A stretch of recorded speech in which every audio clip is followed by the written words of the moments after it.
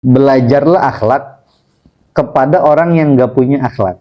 Bagaimana nih? Apakah tadi harus berterima kasih lah? Oke, kita berterima kasih aja ketika dari kejadian Gus ini gitu kan, saya bisa paham nih. Oh ternyata berakhlak itu penting. Sekalipun sekarang Gus Miftah yang jadi dihujat kan. Iya. Memponis beliau sebagai orang yang betul-betul tersangka yang nggak ada pengampunan sama sekali. Ya itu mas. Nah itu.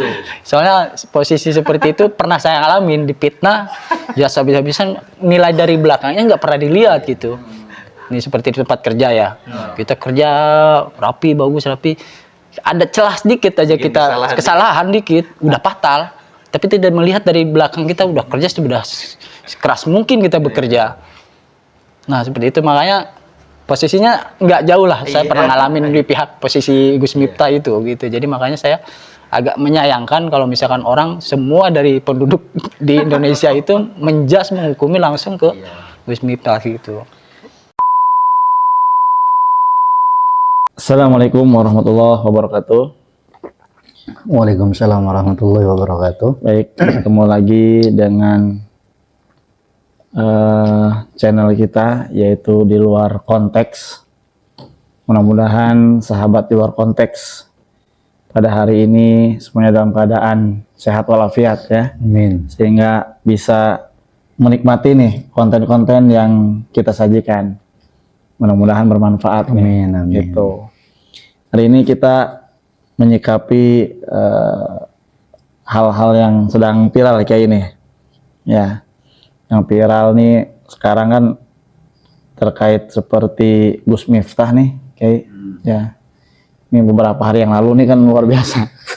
Ya, ini banyak sekali pendapat yang berbeda ya. Ada yang memang wah ini ulama yang bagaimana gitu kan. Itu banyak lah, banyak persepsi nih terkait Gus Miftah nih gitu. Nah mungkin kita sekarang kita ulik nih ya. Nah termasuk kiai ini kira-kira arahnya kemana nih gitu. Apakah sekerasnya bagaimana, emang apa Gus Miftah itu memang harus dirubah atau gimana lah gitu ya kiai ya. Mungkin pandangan-pandangan terkait kiai lah gitu. Nah terkait yang sekarang viral nih, silakan kiai, coba gimana tuh. Oke, terima kasih kepada tim kreator dari apa? Di luar konteks. Di luar konteks. Karena tadi sudah dibuka, maka tidak perlu lagi untuk membuka. Oke, kita berjumpa lagi dan alhamdulillah di tempat yang sama. Ya, betul. Ya. Kemarin podcast terakhir kita di sini dan alhamdulillah di sini kita berjumpa lagi dengan tema yang berbeda. Nah alhamdulillah sebenarnya kita menjalani kehidupan ini serba penuh dengan keterbukaan. Karena zaman sekarang tuh zaman keterbukaan. Tidak bisa ada yang diumpet-umpetkan dalam hal apapun itu. Termasuk lisan terpeleset aja udah dapat konsekuensi sosial ya, dan itu langsung ya ada yang menanggapi lah, apalagi kalau sudah di-upload di media sosial. Ya, betul. Nah pelajaran berharga terhadap peristiwa yang terjadi beberapa hari ke belakang dan trending topiknya kayaknya terus menerus ya, terus menerus ya, sampai hari ini pun semuanya dibongkar semua itu kayaknya. Nah ada beberapa poin yang perlu kita renungkan. Yang pertama, di sini kita disuguhkan dengan dua figur yang berbeda. Figur yang pertama adalah sosok yang memberikan contoh ketidakpantasan. Figur yang kedua memberikan contoh yang mayoritas orang mengatakan memberikan contoh yang baik. Nah, yang perlu kita perhatikan, atas dasar ucapan Gus Miftah yang tersebar luas, Nah, ini kita perlu memahaminya dengan baik. Di satu sisi kita harus banyak terima kasih kepada Gus Miftah. Iya, sih. Maka saya ucapkan terima kasih yang sedalam-dalamnya dari saya kepada Gus Miftah khususnya. Atas dasar apa? Atas dasar perilaku yang beliau contohkan. Dan untuk merasakan manisnya akhlak, halawatul akhlak itu bisa tercermin dari orang-orang ketika memperlihatkan akhlak itu nggak baik. Jadi kerasa betul tuh manisnya akhlak. Maka di sini kita bisa belajar. Disinilah Gus Miftah jadi guru kita. Dalam apa? Dalam memberikan suri tauladan yang baik. Maksudnya apa? Maksudnya Gus Miftah ketika bertutur kata yang tidak pantas, itu kan menyakiti hati orang. Dari menyakiti hati orang itu kita belajar, oh ternyata sangat penting untuk menjaga lisan, sangat penting untuk bertutur kata baik sehingga tidak menyakiti orang. Nah, kalau kita memandang Gus Miftah ini sebagai guru dalam bentuk akhlak, karena dia mencontohkan akhlak yang kurang baik, kita belajar dari Gus Miftah.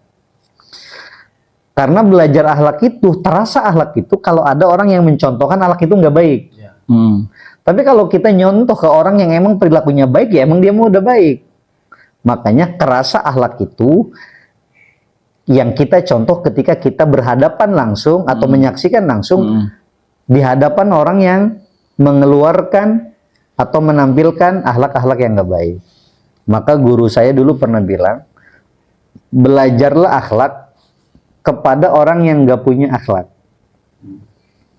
Nah, belajarlah akhlak kepada orang yang nggak punya akhlak. Itu lama saya renungin itu. Apa ini maksudnya? Belajar akhlak sama orang yang tidak punya akhlak. Alasannya kenapa? Ketika ada orang yang berbicara tidak pantas, merendahkan orang. Nah, pastikan kita selaku orang yang memiliki hati nurani, yang memiliki pikiran yang sehat, kita akan berpikir ini orang kok tutur katanya kayak tidak pernah dididik. Ini orang kok selalu merendahkan orang lain, yang mampu menyakiti orang lain. Nah, dari sikap dia kita belajar bagaimana pentingnya tutur kata. Makanya Gus Miftah itu udah memberikan pelajaran buat kita tentang manisnya akhlak yang baik, karena dia sudah tidak mencontohkan akhlak yang baik gitu. Maka saya pribadi saya sangat berterima kasih kepada Gus Miftah karena dengan sikap beliau akhirnya orang di seluruh Indonesia khususnya mereka belajar akhlak. Belajar akhlak, ya betul. Mereka belajar akhlak dan mereka baru merasakan bagaimana akhlak itu perlu dijaga. Maka saya satu sisi sekali lagi saya berterima kasih banget kepada Gus Miftah karena kau telah mengajarkan kami bagaimana akhlak yang baik yang perlu dijaga. Jadi kurang lah ya. Maksudnya gimana tuh? Yang bagaimana? Ya tadi kan jelas ya. Kita bisa memahami ini dari kejadian Gus Miftah ini kan. Bagaimana berakhlak yang baik.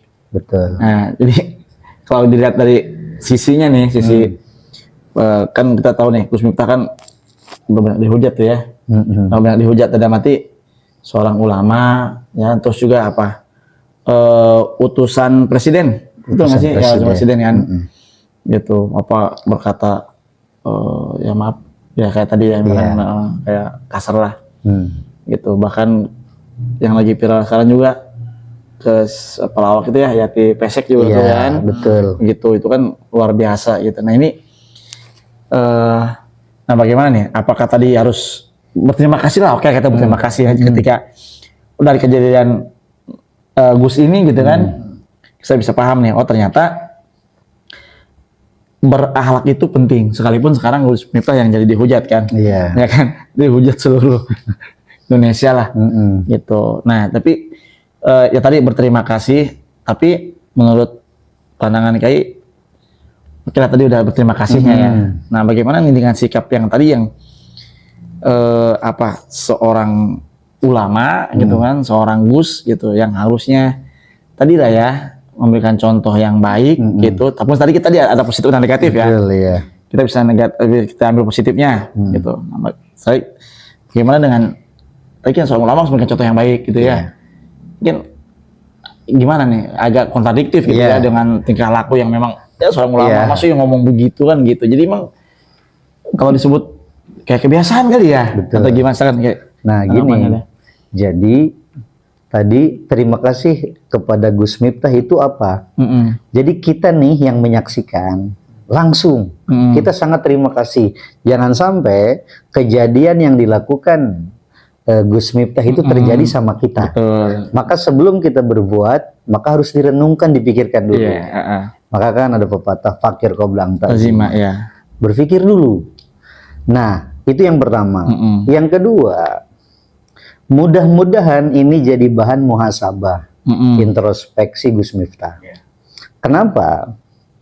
Kita akuilah tentang nilai sosial tinggi Gus Miftah, tentang keilmuan Gus Miftah. Kita akuin beliau itu orang alim, orang pintar.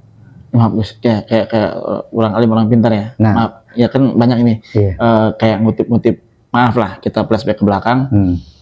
Kayak nerjemahin kitab, maaf nih, kitab kuning, kitab gundul gitu. Itu kan ya salam.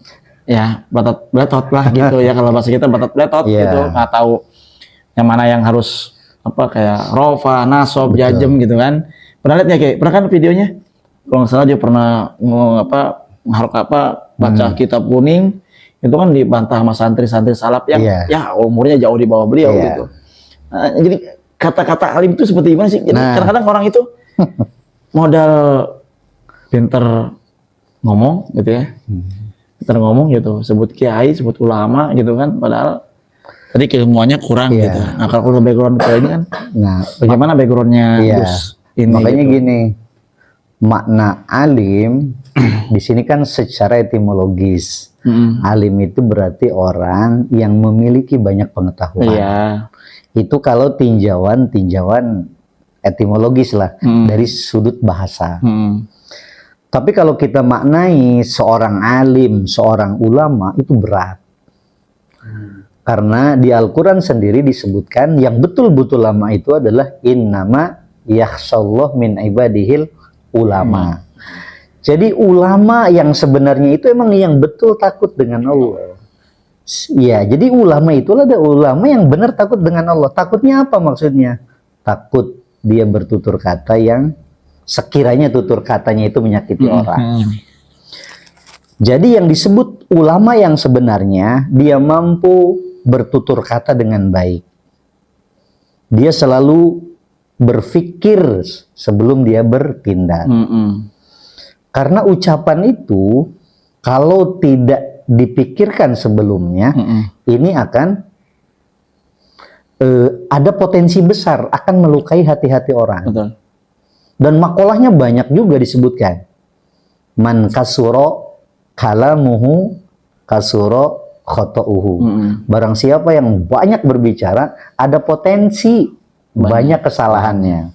Makanya terkadang kayak seperti pendai, orang yang biasa ceramah, orang yang biasa sering ngasih tausiah, itu terkadang mereka tidak sadar.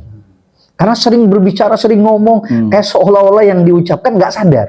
Akhirnya ada ucapan-ucapan yang terpleset. Apalagi, mohon maaf, seperti Gus Miftah, sering ceramah tampil dan sering guyon. Akhirnya guyon tidak sadar dia, mohon maaf, tidak sadar, refleks, ya entah refleks atau apa, sehingga keluarlah tutur kata yang tidak pantas dan menyinggung perasaan orang. Nah itu, makanya di sini ketika kita berbicara ulama, ulama yang sebenarnya, orang alim yang sebenarnya, orang-orang yang emang betul sedikit berbicara. Sedikit berbicara dan banyak bersikap. Karena kata Rasulullah pun, qul khairan au liyasmut. Katakanlah yang baik, kalau tidak bisa berkata baik, cukup diam. Nah, kenapa? Karena orang yang sering berbicara tadi ada potensi takutnya salah. Apalagi semakin dia banyak berbicara, banyak orang yang memuja-muja, terus akhirnya di situ nilai-nilai kemanusiaannya. Ya, nilai manusia kan kalau disanjung-sanjung kan naik. Naik, ya, betul. Ya kan naik, biasalah kalau kita sanjung kan, dipuji-puji orang kan naik. Nah, sudah naik, ketika naik lupa lah. Lupa. Kayak seolah-olah emang kita posisinya di atas. Dan ketika dia di atas, kita merasa. Akhirnya punya rasa lah dia. Iya. Rasa apa? Ya, rasa enak berbicara lepas. Berbicara lepas tanpa memikirkan hal-hal yang lain. Nah, ini terjadi. Makanya kalau kita lihat track record Gus Miftah sebelumnya, yaitu beliau emang seperti itulah gayanya. Iya. Seperti itulah gayanya. Nah, maka contohan dari Gus Miftah perlu kita pelajari. Pelajarinya apa? Khususnya untuk kita nih, yang menyaksikan. Itu pelajaran berharga. Saya ada pertanyaan nih, Kiai. Saya dari sudut pandang yang berbeda ya. Iya. Jadi sekian banyaknya warga kita, warga masyarakat Indonesia ya, banyak ya, menjas atau menghukum seorang Gus Miftah sendiri secara spontan ya. Sebenarnya menghujat lah, menghakimi, menghujat. Nah, kalau sekiranya orang-orang secara tidak langsung menghujat, seperti ada pepatah mengatakan rusak susu apa? Setitik nila, rusak susu sebelangga gitu kan. Jadi kan menilainya dari hal yang salahnya aja. Negatif. Ya, tapi kita tidak melihat dari sisi baiknya dia. Gitu. Jadi orang melihat bahwa wah ini udah nggak beres. Tapi tidak melihat dari ke belakangnya bahwa dia itu emang punya kebaikan yang di ke belakangnya gitu. Itu bagaimana pendapat? Nah, jadi inilah kita, makanya kenapa hidup itu adalah proses pembelajaran. Kita paham itu, hidup itu adalah proses pembelajaran. Dan pembelajaran itu tidak dibatasi. Tidak dibatasi.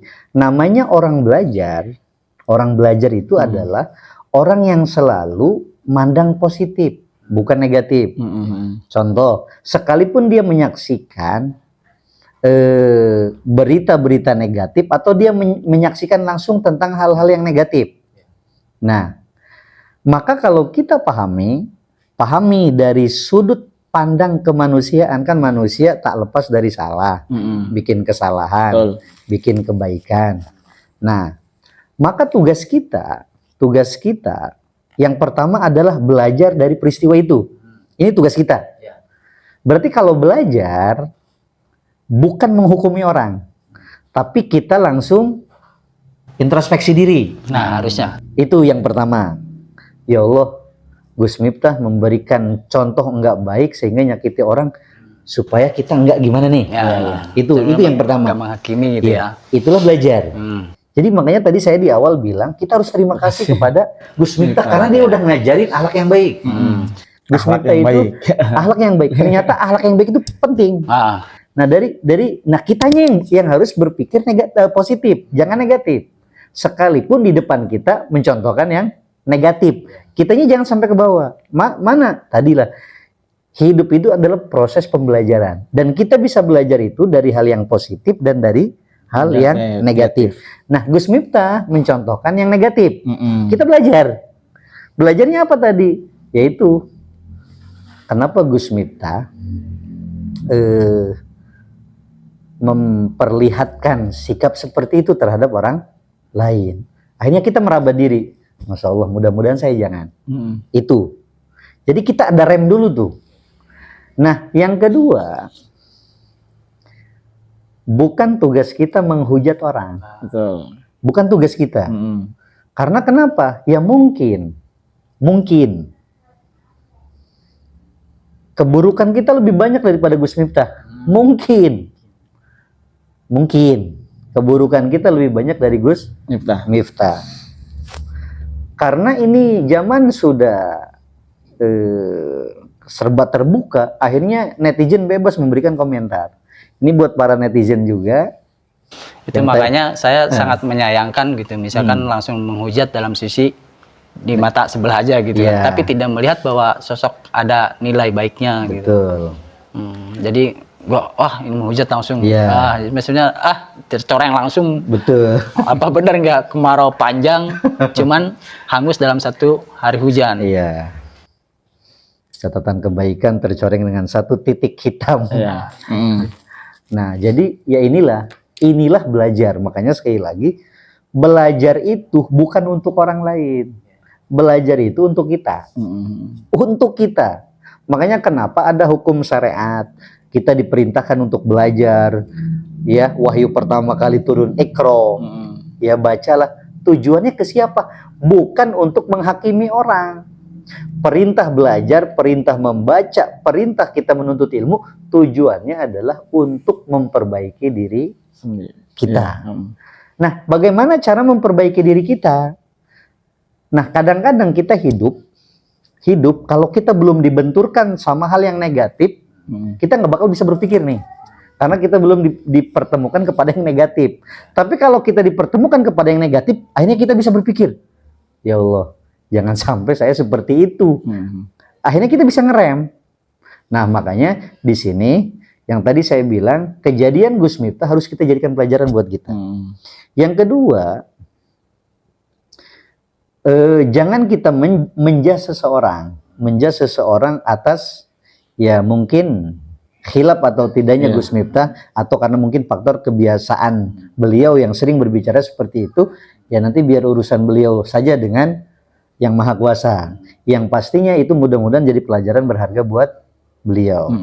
Tapi kita jangan terus memponis beliau sebagai orang yang betul-betul tersangka yang nggak ada pengampunan sama sekali. Ya itu mas. Nah itu. Soalnya posisi seperti itu pernah saya alamin, dipitnah, ya habis-habisan nilai dari belakangnya nggak pernah dilihat gitu.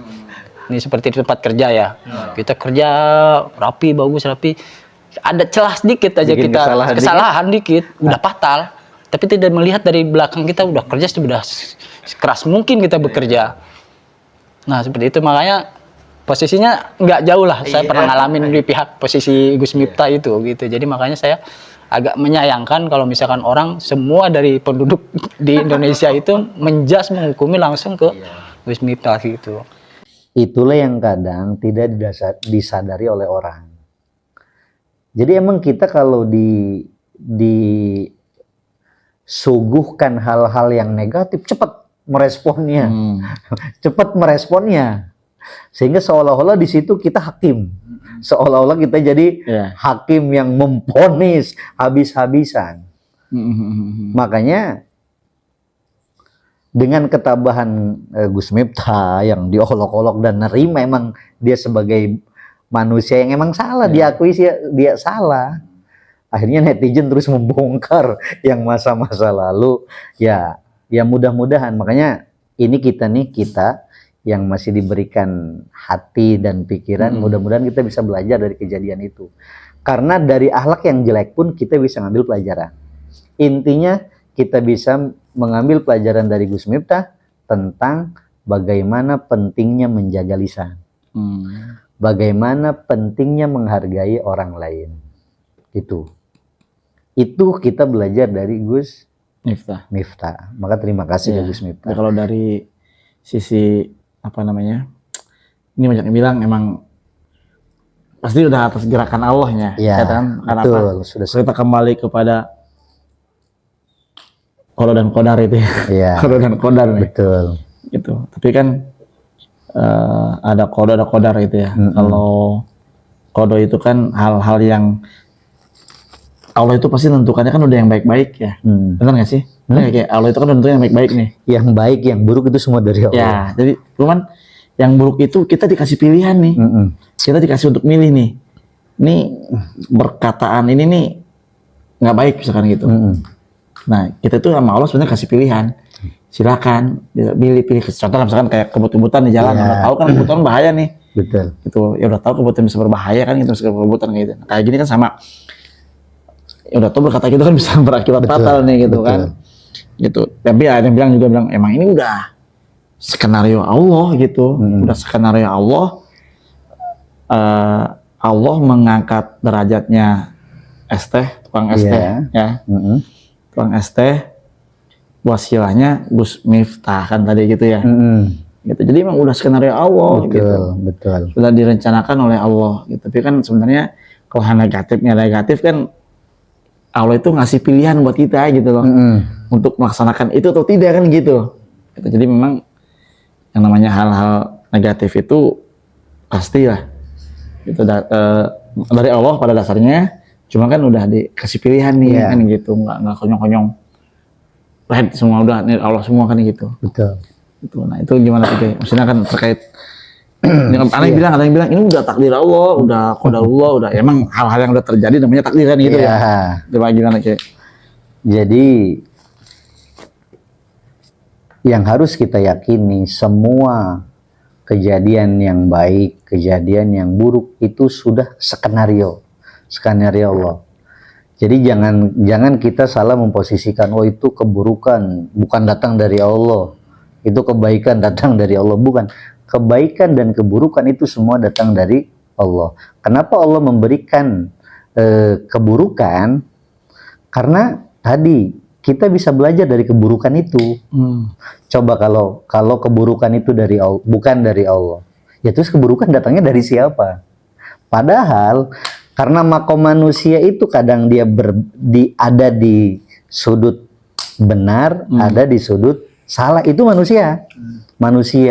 Nah, karena manusia itu diberikan akal pikiran untuk memilih tadi, memilih mana yang baik dengan mana yang buruk. Nah, kejadian buruk contoh itu udah menjadi ketetapan, termasuk ya maaf yang dilakukan oleh Gus Miftah. Sehingga emang ini semua udah skenario Allah. Allah ingin menunjukkan kepada kita nih yang lain agar bisa belajar dari kejadian itu. Dan belajarnya, namanya belajar, kita ambil yang positif. Jangan pernah kita belajar ngambilnya yang negatif. Maksudnya kita asumsikan yang positif. Karena di kejadian yang buruk pun mengandung pelajaran yang positif. Itu. Mayoritas orang menghukumi Gus Miftah itu sebagai salah. Emang salah secara hukum syariat. Kenapa? Merendahkan orang lain nggak boleh. Apalagi mohon maaf keluar kata yang kasar. Itu tidak dibenarkan. Tetapi dari kesalahan itu kita bisa belajar. Bisa dari kesalahan itu kita bisa belajar. Di situ kita sadar, oh kesalahan itu emang Allah yang nentuin, sehingga dari kesalahan itulah kita belajar. Nah, itu disitulah kita tergerak untuk memilih kebenaran, sehingga tidak mengikuti keburukan kan. Nah, terus yang keduanya ada di bagian Bapak Sun Haji. Apa kita ambil pelajaran dari Bapak Sun Haji? Ya mungkin kenapa Bapak Sun Haji diberikan, mohon maaf lah, atas hinaan yang diterimanya, atas olok-olok yang diterimanya, sehingga Allah balas dengan balasan yang luar biasa yang emang dia sendiri tidak menduga sebelumnya. Nah, apa ambil positifnya? Ambil positifnya ya mungkin ketika Bapak Sun Haji itu dihina, ya mungkin hati kecilnya manusiawi lah, dia merasa tersentuh hatinya, kok seperti ini. Tapi apalah daya kan, karena dia emang nggak punya kekuatan, hanya tukang es saja, sehingga dia bersabarlah. Bersabar bukan berarti hatinya tidak terluka kan, ya bersabar dengan penuh kesabaran. Dan yang kedua, ya dia istiqomah mempertahankan kewajibannya untuk memenuhi nafkah keluarganya. Nah, dari sudut pandang itu, kenapa Bapak Sun Haji mendapat kenikmatan yang luar biasa? Karena dia sudah menampakkan proses kehidupan penuh dengan kesabaran, sehingga diberilah pada nikmat posisi ini. Itu. Kalau lihat ke belakang, kan Bapak Sun Haji hidupnya pahit kasarnya. Hidupnya pahit. Pahitnya kenapa? Sebelum jualan es kan kerja, kalau nggak salah kayu ya, di pabrik kayu apa yang katanya cedera itu, sehingga nggak bisa kerja lagi karena pernah kecelakaan, akhirnya jualan es. Berarti kan kalau kita lihat proses hidupnya luar biasa, berarti kan sabar. Kalau kita lihat Gus Miftah, proses kehidupannya kan dia semakin banyak orang yang nyanjung, ekonominya mohon maaf melejit, Iya. sehingga dipercayalah oleh presiden menjadi utusan khusus. Iya, Sanusi Presiden. Nah kan proses kehidupannya banyak yang memuji beliau, memuji beliau, sehingga pada satu titik beliau diingatkan oleh Allah. Pada satu titik beliau diingatkan sama Allah. Apa maksudnya?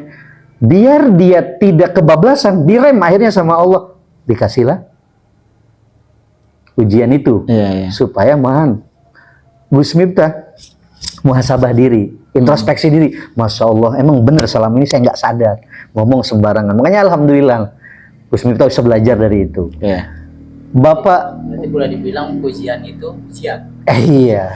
Terkadang, ya mohon maaf, terkadang manusia itu terlena dengan pujian-pujian itu, nggak sadar. Jadi semakin dipuji makin terus merasa. Tapi Allah bakal memberikan satu titik pelajaran. Nah inilah dikasih pelajaran berharga, sehingga beliau Gus Miftah mengkaji kembali. Oh ternyata emang selama ini saya nggak sadar kalau saya banyak melakukan kesalahan. Akhirnya Allah mengingatkan lewat peristiwa itu. Bapak Son Haji menjalani kehidupan pahit, pahit betul. Ya mungkin ya nggak pernah mungkin sekali-kali lah merasakan kesenangan, tapi banyak pahitnya kayaknya. Berarti pahit ujian. Nah pahit manis itu ujian, pahit manis ujian.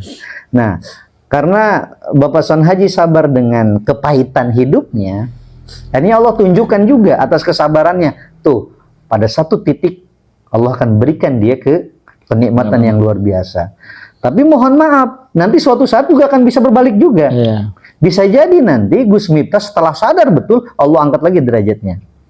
Bisa jadi Bapak Son Haji sekarang dibelokkan. Wow, banyak yang ngasih donatur ya, sumbangan ini, berangkatin umroh.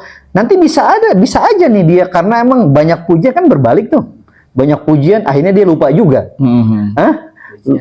Ujian ya, akhirnya Allah ingetin juga nih.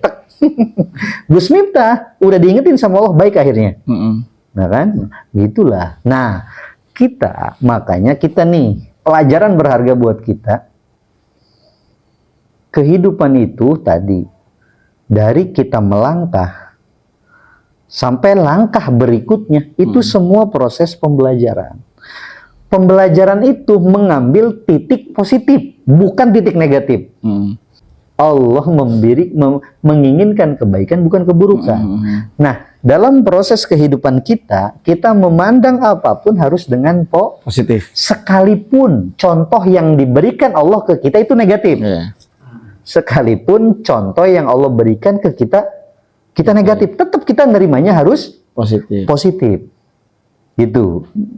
Ya apalagi yang Allah contohkan positif, kita harus meresponnya dengan positif. Jadi kesimpulannya, orang yang baik itu, orang yang betul-betul alim itu, orang yang betul masuk dalam golongan ulama itu, orang yang tidak bakal pernah berpikiran negatif ke siapapun atas peristiwa apapun. Gitu. Karena dia sadar peristiwa yang terjadi baik atau buruk itu semua atas takdir Allah. Tetapi kita meresponnya, karena hidup itu belajar, kita responnya dengan positif. Jangan dengan negatif. Karena kalau kita positif, maka kita sedikit pun tidak bakal merendahkan orang. Contoh, ya tadi ketika Gus Miftah, mohon maaf, contohin yang nggak baik lah, menurut mayoritas orang. Tapi kita belajar dari Gus Miftah, ya Allah, pentingnya akhlak yang diajarkan oleh Gus Miftah itu. Ternyata saya baru sadar, lisan ini kalau udah nyakiti orang, Masya Allah. Akhirnya kita belajar bagaimana kalau orang tua kita, bapak kita yang dihina oleh Gus Miftah itu bagaimana perasaan kita. Nah akhirnya kita belajar kan, belajarnya jangan sampai saya seperti beliau kan yang mengeluarkan kata-kata yang kurang pas. Jadi kita ngambil positifnya, belajar dari perilaku yang enggak baik. Nah kalau kita memandangnya seperti itu dengan kebaikan itu indah, itulah yang diajarkan oleh Allah dan Rasulnya. Maka Rasul itu tidak pernah memandang buruk ke siapapun, termasuk mohon maaf kepada orang-orang yang berbeda keyakinan pun tidak pernah menjas, tidak pernah menghukumi, hanya berdoa dalam kesunyian, berdoa hanya memintanya ke Allah. Kalau ada orang yang nggak baik, ya berdoa supaya orang nggak baik diberikan petunjuk agar jadi baik.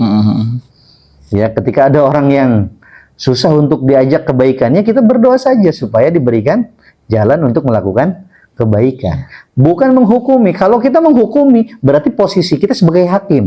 Berarti kalau hakim, kita nggak jauh dengan yang maha menghakimi. Ya berarti kita derajat kita disaingin sama. Nah, makanya kadang-kadang kita nggak sadar. Yang dibilang adab di atas.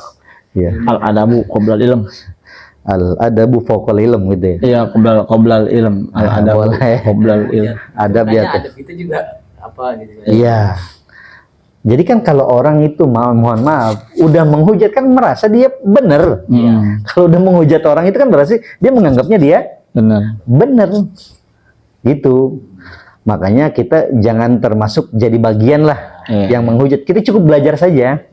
Belajar saja. Karena kenapa? Karena semua orang itu pasti pernah merasakan kesalahan. Betul. Itu. Iya. Iya. Dan orang juga pernah melakukan kebaikan. Orang memiliki kelebihan dan kekurangan. Sama kita juga punya kelebihan dan kekurangan. Apalagi lisan. Mohon maaf kita yang sering ngajar atau kita sering ceramah kasarnya. Itu potensi besar lisan salah itu potensinya besar. Potensinya besar itu lisan salah. Makanya kalau kita perhatikan yang ceramah-ceramah itu pasti ada aja lisan-lisannya yang mohon maaf terpeleset. Gitu. Ya, pasti ada. Pasti ada.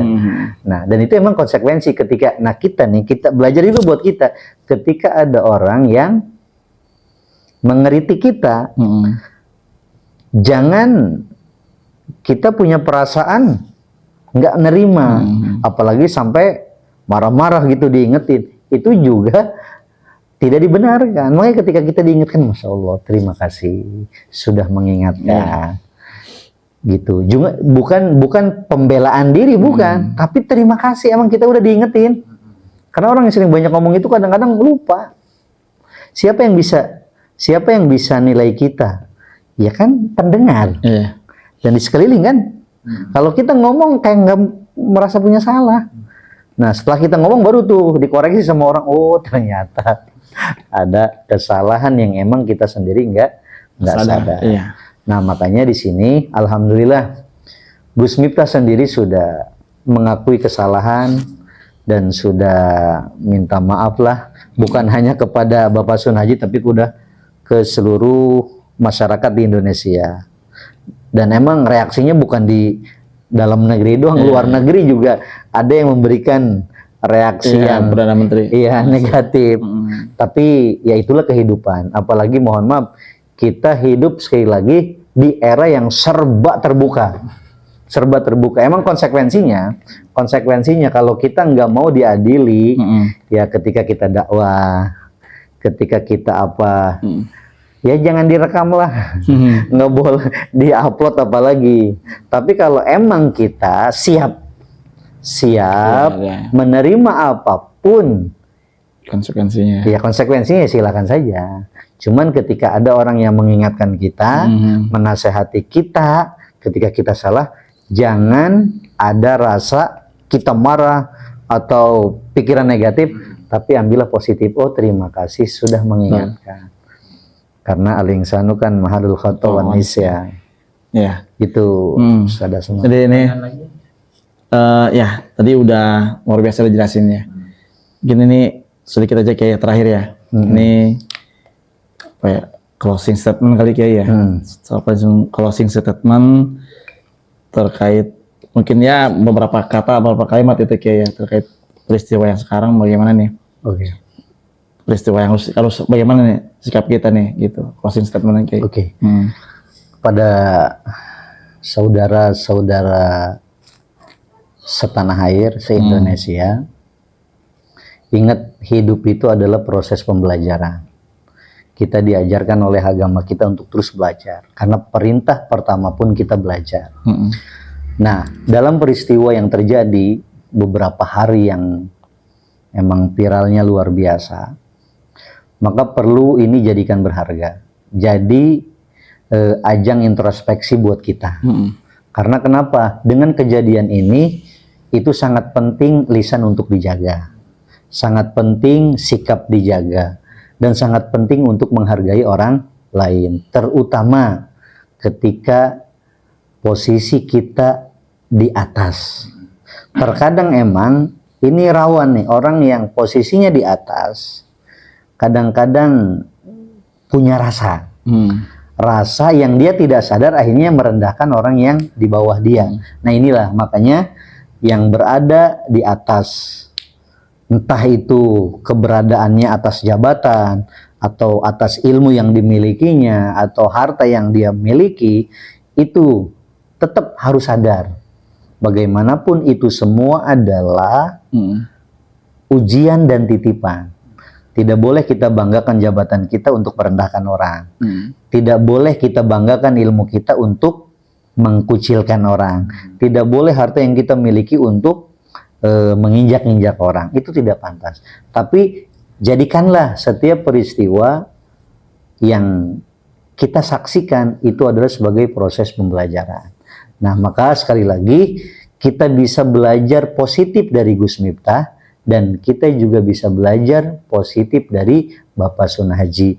Dua-duanya mengajarkan kita tentang kebaikan. Kalau kita mengambil ibrohnya kebaikan.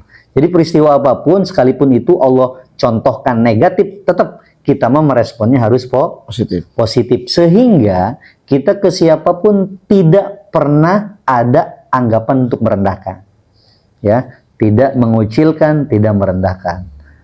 Sehingga kita dengan sama-sama makhluk Allah itu ya saling mendoakan. Ketika lupa kita doakan, ketika salah jalan kita doakan.